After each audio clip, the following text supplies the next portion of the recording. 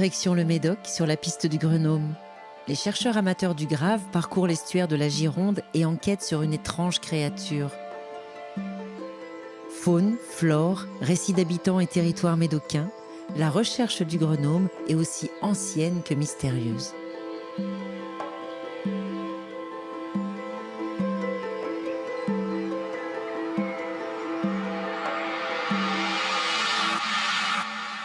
Bonjour messieurs, dames. Vous connaissez le Grenaume de l'estuaire? Pas du tout ce que c'est. Je vous raconte un peu, ça vous dit? Ouais, allez-y, carrément. Et oui, parce que nous, on est le Grave, le groupe de recherche amateur sur la vie dans l'estuaire. D'accord. Moi, je suis Lionel. Je fais partie du Grave depuis presque le début. Donc, on est des copains. Dès qu'on a un peu de temps, on se retrouve et on poursuit nos recherches, on profite de la nature, on interroge les gens. On mène notre enquête, en fait, sur le Grenaume.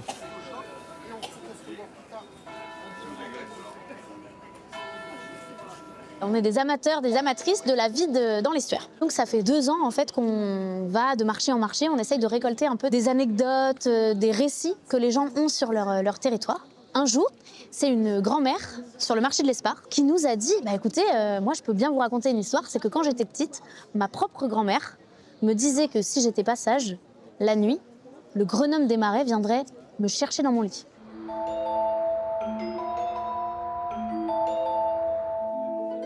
Je vous fais une petite introduction avant de vous dire ce qu'est le Grenaume. Henri IV, en 1599, décrète l'assèchement des marais du Médoc, sauf qu'en France, il n'y a aucun ingénieur capable de mener ces travaux à bien, qui maîtrise les techniques. Et ils font appel à des Hollandais. Et ils commencent les travaux par le nord de Bordeaux, Bruges-Blanquefort. Okay. Donc en 1601, les travaux commencent et ils embauchent la population locale, les Blanquefortais, les Brugeois. Mais rapidement, ça se passe mal, ce chantier. C'est harassant, des conditions de travail très pénibles.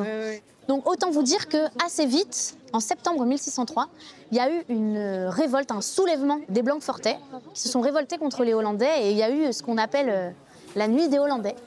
La plupart des Hollandais arrivent à s'échapper en sautant dans la Jalle, qui les entraîne vers la Garonne. Cette nuit-là, la marée est descendante et la Garonne les entraîne vers l'estuaire, vers la Gironde. Et les Hollandais disparaissent dans les flots. On n'entendit plus jamais parler de ces Hollandais de Blanquefort.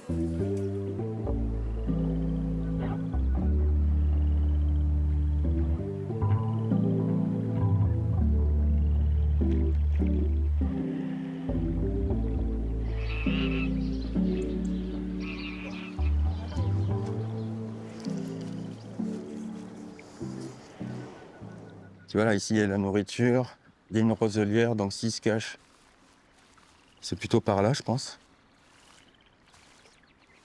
Au niveau empreinte, il y a les vaches qui sont passées là. Le Grenaume, il est omnivore. Il est plutôt opportuniste. C'est plutôt un cueilleur. Coquillages, escargots.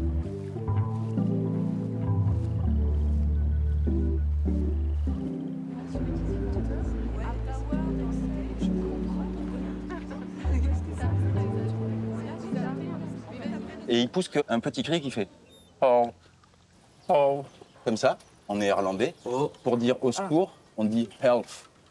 Help. Alors moi, je ne parle pas néerlandais, mais j'ai découvert ça. Ouais. On dit « help », peut-être avec la boue et la vase qu'il a dans la bouche qui est frise comme ça. On est un peu déformé. Oh, comme ça.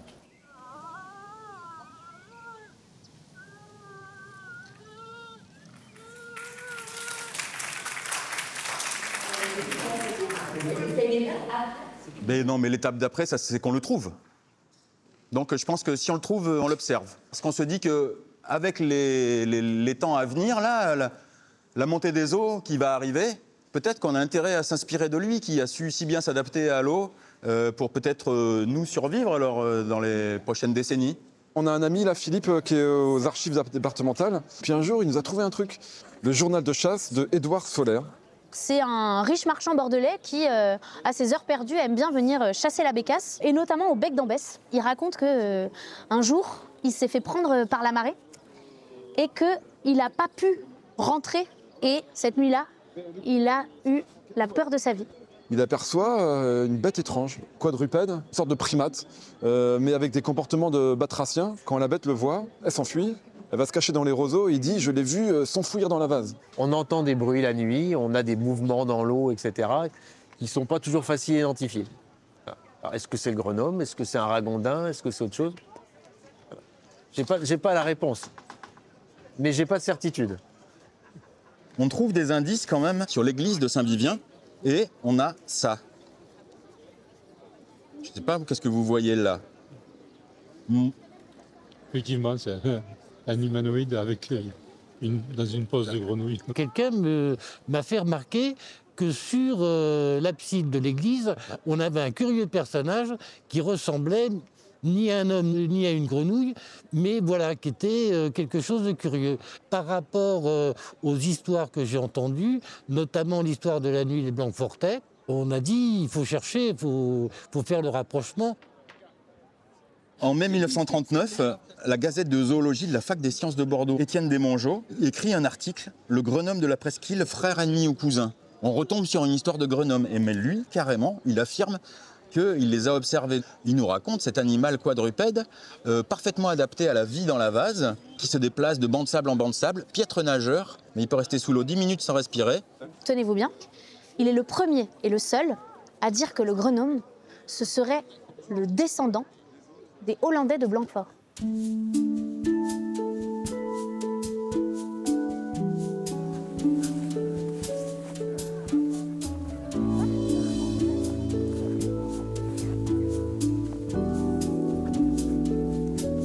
Là, si on imagine notre grenome ici, c'est super pour lui parce qu'en fait, il a à la fois plein de plantes qu'il peut manger et puis il y a la vase avec laquelle il peut se cacher.